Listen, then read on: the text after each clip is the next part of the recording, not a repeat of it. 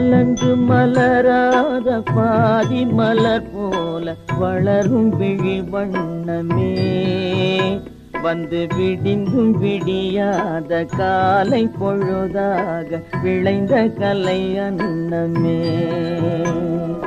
நதியில் விளையாடி கொடியின் தலை சீவி நடந்த இளந்தென்றலே, வளர் பொதிகை மலை தோன்றி மதுரை நகர் கண்டு பொலிந்த தமிழ் மன்றமே.